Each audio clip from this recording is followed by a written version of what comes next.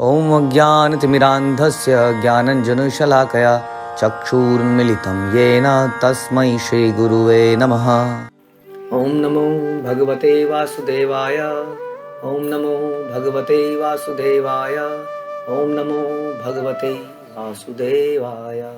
श्रीमद्भागवतम दूसरा कैंटो 10वां अध्याय 7वां श्लोक। तो हमने सुना था, इसके ऊपर चर्चा कर रहे थे कि जो भागवतम के 10 विभाग हैं उनके ऊपर चर्चा कर रहे थे हम, और उसमें से अंतिम विभाग जो है आश्रय, जो कि कृष्ण है, उसके विषय में हम चर्चा जारी रखेंगे। आभास च निरोध च यथा अस्ति अध्यवसीयते सह आश्रय परम ब्रह्म परमात्मा इति शब्दते। परम पुरुष अथवा परमात्मा कहलाने वाले परमेश ही दृश्य जगत के परम स्रोत हैं। इसके आगार हैं और लय हैं, यानी कि इसको क्रिएट करने वाले हैं, इसको मेंटेन करने वाले हैं और इसको समाप्त करने वाले हैं। वे इस प्रकार वे परम स्रोत हैं, परम सत्य हैं। न केवल इस दृश्य जगत के वो परम स्रोत हैं, बल्कि अदृश्य जगत जो हम नहीं देख पा रहे, आध्यात्मिक जगत, उसके भी वही स्रोत हैं। न केवल वो हमारे स्रोत हैं, बल्कि देवताओं के भी वही स्रोत हैं, ऐसा वो लिखते हैं। न केवल जीवित वस्तुओं के, बल्कि पदार्थ के भी स्रोत वही हैं। यह आध्यात्मिक अयम पुरुष सा असौ एव अधिदैविक यह तत्र उभया विच्छेद पुरुषा ही आदि भौतिका। विभिन्न इंद्रियों से युक्त व्यक्ति आध्यात्मिक पुरुष कहलाता है। आध्यात्मिक पुरुष मतलब जो देहधारी है। तो देह क्या है? इंद्रियों से युक्त एक यंत्र है। इस यंत्र को धारण करने वाला आध्यात्मिक पुरुष, यानी कि हम लोग क्या हैं? आध्यात्मिक पुरुष हैं। और इस इंद्रियों को वश में रखने वाला दैव आदि दैवी कहलाता है। श्री विग्रह, इसको भगवान से भी कनेक्ट कर सकते हैं। अदरवाइज जो देह है वो इस प्रकार देवीय शक्तियों से मिलता है। और नेत्र गोलकों में दिखने वाला स्वरूप आदि भौतिक पुरुष कहलाता है। यानी कि जो इसमें बताया गया कि जो देहधारी है वो आध्यात्मिक है। उसके बाद इन इंद्रियों को वश में रखने वाले आदि दैविक है। यानी कि क्या होता है कि जैसा भी हम चर्चा कर रहे थे, इस संसार में हर चीज़ का एक डिपार्टमेंट है। उस डिपार्टमेंट को कंट्रोल करने वाले देवता लोग हैं, और ये देवता लोग ऊपर स्वर्ग इत्यादि लोगों में रहते हैं, और ये संसार के एडमिनिस्ट्रेशन को देखते हैं वहाँ बैठ के। तो हमारे शरीर में भी अलग अलग अंगों के अलग अलग देवता माने जाते हैं। इसलिए जिन लोगों को जानकारी है, तो ये देवताओं को अधिकार दिया गया। जैसे कि आप समझ लीजिए, एक प्राइम मिनिस्टर बने, उन्होंने पूरा कैबिनेट बनाई, फिर स्टेट गवर्नमेंट्स बनाई, तो स्टेट गवर्नमेंट के अंदर नीचे एमपीज़ बने, एमपीज़ के नीचे एमएलएज बने, और इस प्रकार ये संसार चल रहा है। उसके अंदर भी छोटे छोटे अफसर बने। अब ये सारा संसार चल रहा है, everybody suppose to follow the rules of the government. लेकिन हमने क्या किया? हमने रूल्स को इधर उधर से तोड़ा मरोड़ा, और ये जो छोटे छोटे कंट्रोलर्स थे, इनको ब्राइब करना शुरू किया, जैसा कि संसार में होता है। हमें पता था कि गवर्नमेंट के पास जाएंगे तो रिजेक्ट कर देगा, तो हमने छोटे छोटे देवताओं को ब्राइब करना शुरू किया। हे देवता प्लीज़ ये कर दीजिए ना, हे देवता प्लीज़ ये कर दीजिए ना। तो हमारी जो नेचर है, जो इस संसार में भी हम करते हैं, करप्शन फैलाते हैं, वही करप्शन हम देवताओं के साथ फैलाने का प्रयास करते हैं। तो देवता को इंद्रियों को वश में करने का एडमिनिस्ट्रेशन काम दिया, लेकिन दे आर अंडर कृष्णा। अगर हम कृष्ण को प्रसन्न करते हैं तो देवताओं को उचित आदेश देते हैं। और देवता अक्सर ऐसे भक्तों की रक्षा करते हैं। जैसे हमने देखा कि अभी हमने देखा होली के दिन जो है, वो उसको जलाने के लिए, प्रहलाद महाराज को जलाने के लिए बैठती है, लेकिन अग्नि प्रहलाद महाराज को जलाती नहीं है। तो यानी कि अग्निदेव ने उस बालक की रक्षा करी, क्योंकि वो कृष्ण का भक्त था। तो इस प्रकार से सही जगह पर अप्रोच करने की आवश्यकता है। हम गलत जगह पर गलत ब्राइबरी करके करप्शन फैलाने का प्रयास कर रहे हैं।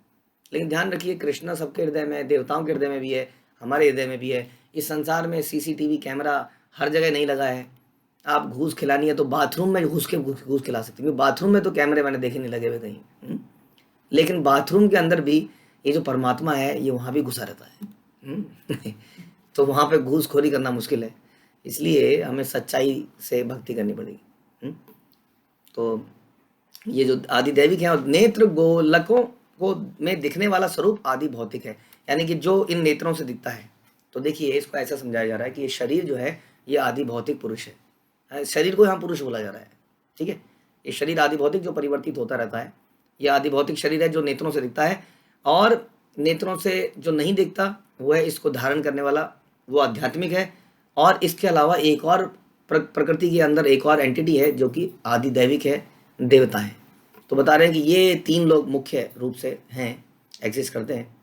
और फिर बता रहे हैं एकम एकतर अभावे यदा न उपलभामहे त्रितयम तत्र यो वेद स आत्मा स्वाश्रयाश्रयः।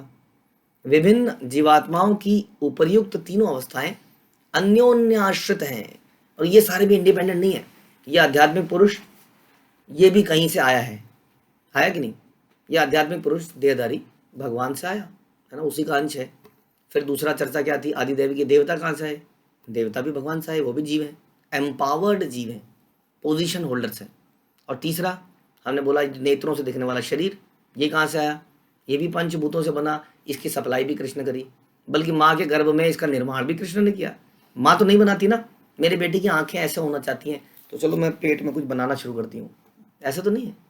माँ को तो पता ही नहीं कि काला होगा या गोरा होगा, हाँ लंबी आंखें होंगी या छोटी आंखें होंगी, वो तो बना बनाया सैंपल मिलता है, गिफ्ट लाइक अ गिफ्ट। तो वो बनाने वाले कृष्ण हैं। तो इसका मतलब अन्योन्याश्रित है, ये सारी वस्तुएं अल्टीमेटली आश्रित हैं कृष्ण के ऊपर, इसलिए कृष्ण परम आश्रय हैं। किसी एक के अभाव में दूसरे को नहीं समझा जा सकता, किंतु परमेश्वर इन सबको एक दूसरे के आश्रय के रूप में देखता हुआ इन सबसे स्वतंत्र है, वो परम आश्रय है। यानी कि इस देहदारी को देह की आवश्यकता होती है ना, इस संसार के अंदर हमें देह की आवश्यकता होती है। देवताओं को भी राज्य करने के लिए लोगों की आवश्यकता होती है। शरीर तो मृत है आत्मा के बिना, यानी कि सब एक दूसरे पर डिपेंडेंट है कि नहीं? लेकिन कृष्ण जो है इन सब का आश्रय है, वो परम आश्रय है। यद्यपि परमात्मा तथा भगवान ब्रह्म, परमात्मा तथा ब्रह्म भगवान के आश्रित है, हाँ, क्योंकि यानी कि परमात्मा भी भगवान पर आश्रित है, क्योंकि परमात्मा भी भगवान का ही एक्सटेंशन है, लेकिन सुप्रीम भगवान है। हाँ, तो परमात्मा भी, ब्रह्म भी, ब्रह्म ज्योति भी भगवान पर आश्रित है। भगवद गीता में भगवान कहते हैं कि वो पुरुषोत्तम है, हर वस्तु के स्रोत है। अतः यह निष्कर्ष निकलता है कि श्री कृष्ण समस्त जीवों के, यहाँ तक कि परमात्मा के और परब्रह्म के भी आश्रय हैं। पुरुषः अंडम विनिर्भिद्य यदाश्चौ स विनिर्गतः आत्मनः अयनम अविच्छन सापः अस्त्राक्षीत शुचि। विभिन्न ब्रह्मांडों को पृथक करके विराट स्वरूप भगवान, अब ये थोड़ा सा फिर विराट रूप की तरफ चल रहे हैं हम, जो हम पहले भी चर्चा कर चुके हैं। तो ब्रह्मांडों को, अलग अलग ब्रह्मांडों को बनाया। आपको याद होगा महाविष्णु कारणोदकशाही सागर के अंदर श्वास छोड़ते हैं तो ब्रह्मांड निकल जाते हैं, तो एक एरिया बन जाता है प्ले करने का, ब्रह्मा जी के प्ले करने का। तो ब्रह्मा का अंडा ब्रह्मांड, ब्रह्मा जी इस अंडे में खेलते हैं। तो अलग अलग ब्रह्मांडों को बनाकर क्या होता है, जो प्रथम पुरुष के अवतार होने के कारण कारणारणों से बाहर आ रहे, यानी कि कारण सागर से महाविष्णु बाहर निकलते हैं और इन अलग अलग ब्रह्मांडों में अपना एक्सटेंशन बना के घुस जाते हैं, और उनके द्वारा क्रिएटेड जल, जिसको गर्भोदक जल कहते हैं, उसमें शयन करते हैं, हाँ, और सारे ब्रह्मांडों में घुस जाते हैं, गर्भोदकशाही विष्णु बनते हैं। फिर तासु अवात सीत स्व सृष्टासु सहस्त्रम परिवत्सरान तेन नारायण नाम यत आपः पुरुष उद्भव। परम पुरुष निराकार नहीं है, अतः स्पष्टता नर अथवा पुरुष है। इसलिए इन परम नर द्वारा उत्पन्न दिव्य जल नार कहलाता है, इसीलिए उनका नाम नारायण कहलाता है। इस जल में शयन करने वाले को नारायण कहते हैं। तो ये परम पुरुष अपना ही जल क्रिएट करते हैं ना। आप जानते हैं ब्रह्मांड के अंदर अपना ही पसीने का जल क्रिएट होता है, जिसको हम गर्भोदकशाही सागर कहते हैं, उसमें ये शयन करते हैं, इनको नारायण कहा जाता है। द्रव्यम कर्म च कालश्च स्वभावो जीव एव च यदनुग्रहतः संति यदुपेक्षया। मनुष्य को यह भली भांति समझ लेना चाहिए कि समस्त भौतिक तत्व, कर्म, काल तथा गुण और इन सब को भोगने वाली जीवात्माएं भगवत कृपा से ही विद्यमान है। यानी कि समझने का वस्तु ये है कि जो भी हम देखते हैं, तीनों गुण के कारण भी भगवान है, भौतिक तत्वों के कारण भी भगवान है, जीवात्मा के कारण भगवान है, असुरों के कारण, राक्षसों के कारण, गंधर्वों के कारण, देवताओं के, सबके कारण भगवान है, ये हमें समझना चाहिए। उनके द्वारा उपेक्षित होते ही सारी वस्तुएं अस्तित्वहीन हो जाती हैं। जैसे ही ये सारे कहते हैं ना कि ब्रह्मांड जो है हवा में तब तक घूम रहे हैं, तब तक नाच रहे हैं जब तक कृष्ण इनके आश्रय हैं। यदि कृष्ण इनके आश्रय नहीं होंगे तो ये आपस में टकरा जाएंगे। हम देखते हैं ना कैसे इतने बड़े बड़े आकार में, अनलिमिटेड आकार में ये ब्रह्मांड तैर रहे हैं और कभी आपस में टकरा नहीं रहे हैं। तो ultimately they are being controlled by Krishna. तो जब कृष्ण इनके आश्रय नहीं रहते हैं तो बताते हैं ये अस्तित्व विहीन हो जाती हैं वस्तुएं। तो सब इस तरह से हमें समझना पड़ेगा। एकः नान त्वम अन्विच्छन् योग तल्पात समुत्थितः वीर्यं हिरण्मयं देव मायया स्वसृजत त्रिधा। योग निद्रा की शैया में लेटे हुए, तो भगवान सोते नहीं हैं, भगवान योग निद्रा में होते हैं। इज डूइंग सम एक्टिविटीज जो हम नहीं समझ पाते हैं। योग निद्रा की शैया में लेटे हुए भगवान ने एकाकी रूप में से नाना प्रकार के जीवों को प्रकट करने की इच्छा करते हुए अपनी बहिरंगा शक्ति से सुनहरे रंग का वीर्य प्रतीक उत्पन्न किया। तो इस प्रकार से कैसे संसार की रचना हुई, कैसे प्रकृति में बीज डाला कृष्ण ने नारायण रूप में। किस प्रकार से नारायण जो है परमात्मा बन के हर कण के अंदर घुसते हैं और जीवों को डालते हैं इस संसार के अंदर, जीवों को डालते हैं। अदरवाइज ये संसार क्या है, देखिए इस संसार में से जीव को हटा दिया जाए तो बेकार है उसके बाद सब कुछ, है ना। अगर आपको बोला जाए आपको संसार का सारा धन बैंक बैलेंस आपको दिया जाता है आज में, लेकिन एक कंडीशन है आप अकेले ही संसार में रहेंगे, तो सब कुछ बेकार है। इसलिए जीव के बिना ये संसार बिल्कुल वेस्ट है। और इस संसार के अंदर जो जीव का बीज डालते हैं वो भगवान डालते हैं, इसलिए उनको पिता बोला जाता है। Ultimately he is the father, प्रकृति इज द मदर। हम कहते हैं ना मदर नेचर, उस मदर का हस्बैंड कौन है, उसको नहीं जानने की कोशिश कर रहे हैं हम लोग। तो हे यहाँ भगवान बता रहे हैं भगवदगीता में कि हे कुंती पुत्र, अल्प कल्प के अंत होने पर सृजनात्मक शक्तियां अर्थात भौतिक प्रकृति एवं भौतिक प्रकृति में संघर्षरत सारे जीव मेरी दिव्य प्रकृति में लीन हो जाते हैं। कल्प किसको कहते हैं, कल्प कहते हैं ब्रह्मा जी के एक दिन को।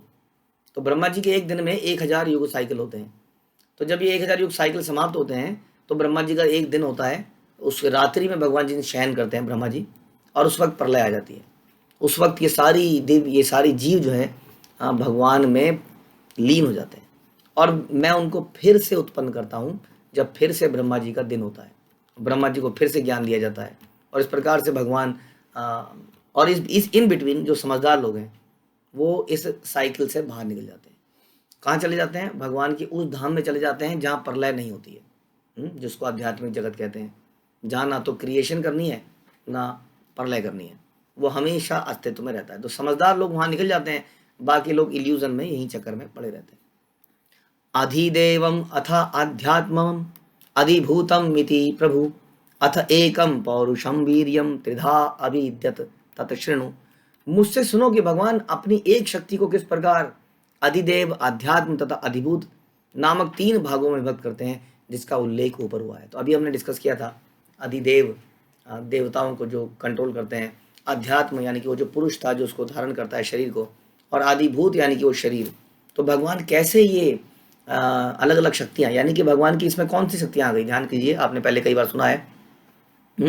इसमें आ गई जीव शक्ति, तटस्थ शक्ति, इसमें आ गई पराशक्ति, इसमें आ गई अपराशक्ति, ये सारी शक्तियाँ। तो कैसे भगवान इसमें अपने आप को विभक्त करते हैं, कहते हैं मुझसे सुनो। अंतः शरीरे आकाशात् पुरुषस्य विचेष्टता ओजः सह बलम यज्ञे ततः प्राण महान असु। महाविष्णु के दिव्य शरीर के भीतर स्थित आकाश से इंद्रिय बल, मानसिक बल, शारीरिक बल उत्पन्न होते हैं। इनके साथ ही संपूर्ण जीवनी शक्ति का समग्र उत्पन्न होता है। यानी कि फिर से हम उसी चर्चा में आ गए जो हम पहले कर चुके हैं कि ये कैसे, कहाँ से बल आता है, कहाँ से जीवनी शक्ति आती है। तो यहाँ बता रहे हैं महाविष्णु के दिव्य शरीर से ये सब उदय होता है। यानी कि देखिए, सोचने की विषय यही है कि जितना भी ब्रह्मांड है, जब महाविष्णु श्वास लेते हैं तो उनके अंदर चले जाते हैं। इसका मतलब एनीथिंग जो भी हम देख रहे हैं इस वक्त, वो सब कुछ महाविष्णु के अंदर ही है, उनके शरीर के अंदर है। एक तरह से देखा जाए तो सब कुछ उनके शरीर के अंदर ही है। और फिर भी वो कैसे माँ यशोदा को अपना रूप दिखाते हैं कि सारा ब्रह्मांड उनके अंदर है, लेकिन वो फिर भी बाहर खड़े हैं और माँ यशोदा उनको पीट रही है, मिट्टी खाई। तो इस प्रकार से भगवान की शक्तियों को समझ नहीं सकते कि वो ब्रह्मांड के अंदर है या बाहर है। सब कुछ उनके अंदर है, फिर भी उनके अंदर कुछ नहीं है, या वो संसार के बाहर है। तो इस प्रकार से यहाँ बता रहे हैं कि मानसिक बल, शारीरिक बल, सब कुछ उनके महाविष्णु के दिव्य शरीर के भीतर का जो आकाश है वहीं से सब कुछ उत्पन्न हो रहा है। अनुप्राणंति य प्राण प्राणंतम सर्व जंतशु अपानंतम अपानंति नरदेवम एव अनुगा। जिस प्रकार राजा के अनुयायी अपने स्वामी का अनुसरण करते हैं, उसी तरह संपूर्ण शक्ति के गतिशील होने पर अन्य समस्त जीव हिलते डुलते हैं, और जब संपूर्ण शक्ति निश्चेष्ट हो जाती है तो अन्य समस्त जीवों की इंद्रिय क्रियाशीलता रुक जाती है। यानी कि हमें ये जो शक्ति मिलती है, जिसके कारण हम बोल पा रहे हैं, सुन पा रहे हैं, कुछ काम कर पा रहे हैं, ये सारी की सारी शक्ति का स्रोत कृष्ण है। वास्तव में वहीं से सारी शक्ति आती है ना, कि हर चीज़ को एनर्जी की आवश्यकता है। हम कोई यंत्र बनाते हैं, रोबोट बनाते हैं, कोई चीज़ बनाते हैं तो उसमें बैटरी पावर डालते हैं, इलेक्ट्रिक पावर डालते हैं, और अलग अलग तो कुछ ना कुछ पावर उसको चाहिए, सोलर पावर, कहीं से उसको पावर चाहिए।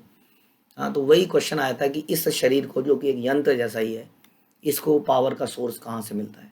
तो जो भी संसार में हो रहा है, हिल रहा है, डुल रहा है, वो शक्ति संपन्न वो कृष्ण से मिलता है। और हमें, क्योंकि हम एक अच्छे राजा की तरह हैं, क्योंकि राजा शक्ति देता है उसके राज्य में लोगों को, कुछ नियम बनाता है, यहाँ दुकान बनेगी, यहाँ ये बनेगा, यहाँ सड़कें बनेगी, यहाँ ऐसा चलेगा, सारे के सारे लोग उस राज्य के अंदर उस राजा के अनुयायी बनते हैं, क्योंकि राजा उन्हें शक्ति प्रदान करता है, साधन प्रदान करता है।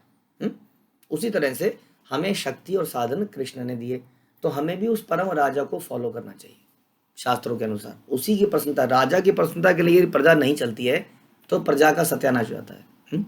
उसी तरह से यदि हम उस परम राजा को नहीं मानेंगे, जिसने हमें ये बल दिया, जिसने हमें संसाधन दिए, तो ये समस्या है। हम संसार में प्राइम मिनिस्टर को मान रहे हैं, प्रेसिडेंट को मान रहे हैं, सरकार को मान रहे हैं, बट उस सुप्रीम फादर को, राजा को नहीं मान रहे हैं। यही सबसे बड़ी भूल है कि अल्टीमेट सप्लायर को भूलकर हम टेम्परेरी सप्लायर्स को सब कुछ मान बैठे हैं। तो इस प्रकार से ये जो सृष्टि की रचना के बारे में थोड़ा सा सुनते रहेंगे, कई चीज़ें इसमें थोड़ी कॉम्प्लिकेटेड लगेंगी, लेकिन अभी हमें पढ़ रहा था, इसमें विश्वनाथ चक्रवर्ती ठाकुर बताते हैं कि कई बार लोग कहते हैं कि हम वृंदावन की मधुर लीलाओं को क्यों ना सुने, क्यों ना हम 10वां कैंटो पढ़ें और सुने, क्यों ये सब कॉम्प्लिकेटेड है। लेकिन वो बार बार लिखते हैं कि वास्तव में वो केवल उन्नत भक्तों के लिए है, जो उसको रिलीज कर सकते हैं, जिसके सारे अनर्थ समाप्त हो गए हैं, जिसके अंदर से काम क्रोध समाप्त हो चुका है। जब तक हम इस स्थिति में नहीं आए हैं, तब तक कृष्ण की दिव्यता को समझना बड़ा जरूरी है। जब कृष्ण की दिव्यता को समझेंगे तो कृष्ण की माधुर्यता में और मजा आएगा। ऐसा होता है कि नहीं? जैसे हमें लगता है कि कोई व्यक्ति झाड़ू लगा रहा होगा, कोई बता, अरे ये यहाँ का मेयर है, झाड़ू लगा, ओ मेयर साहब झाड़ू लगा रहे हैं, है ना, तो बात कुछ और ही बदल जाती है। उसी तरह जब कृष्ण की दिव्यता को समझेंगे तभी मजा आएगा। अच्छा, कृष्ण माखन चुरा रहे हैं, कृष्ण माखन चुरा रहे हैं, नहीं तो लगेगा कृष्ण माखन चुरा रहे हैं, क्या करेक्टर नहीं है क्या इनका कोई? इसलिए पहले उस दिव्यता को सुनने के लिए इन कैंटोस को, इनको सुनना पड़ेगा। कैसे कितने कितने विस्तृत हैं कृष्ण, हर चीज़ के स्रोत हैं। तो इसको ध्यान से सुनिए, समझ में नहीं आएगा तो भी ध्यान से सुनिए। हरे कृष्णा। श्रील प्रभुपाद की जय। ग्रंथराज श्रीमद् भागवतम की जय।